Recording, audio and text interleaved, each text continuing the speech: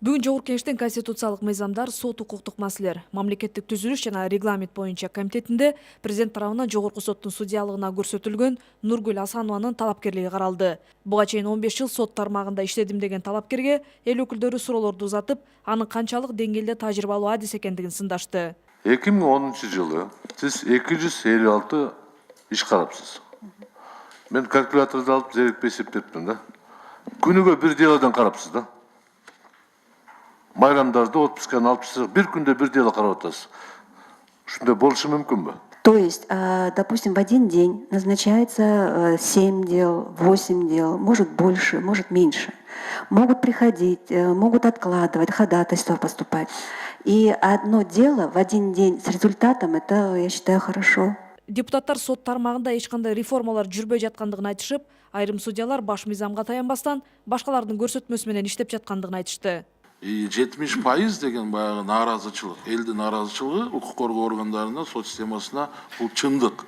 Ошондуктан биринчиден мыйзамдан коркуш керек, Кудайдан коркуш керек, анан элементарно совесть болуш керек да. Мен сизге жумушуңуз, иштериңизге ийгилик каалайм. Мен ишенет элем, что сиз жалгыз, колуңуздан келеби келбейби аны мен билбейм. Бирок бир аз болсо дагы бир аракет жасайсыз. Аталган комитет мындан сырткары өкмөттүн Талас облусундагы Ыйгар Мукты өкүлү Дайыр Кенекеевдин вице-премьер-министр кызматына талапкерлигин карады. Бирок Дайыр Кенекеев реалдуу сектор, инфраструктуралык жана аймактык өнүгүү тармагын көзөмөлдөйт экен. Кенекеев азыр Дүйшөнбек Зилалиев ээлеп турган кызматка, ал эми Зилалиев коргоо жана чек ара маселелери боюнча вице-премьер-министрликке өткөнү жаткандыгы маалым болду. Өнүгүү прогресс фракциясынын депутаты Исхак Масалиев өкмөткө акыры айыл чарба тармагы боюнча билими бар адам келип жаткандыгын айтты.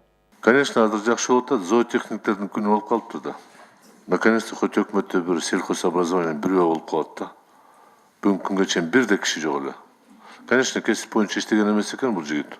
Эл өкүлдөрү өкмөттүн иши аксап жаткандыгын сындашып, айыл чарба тармагын колго алуу керек экендигин айтышты.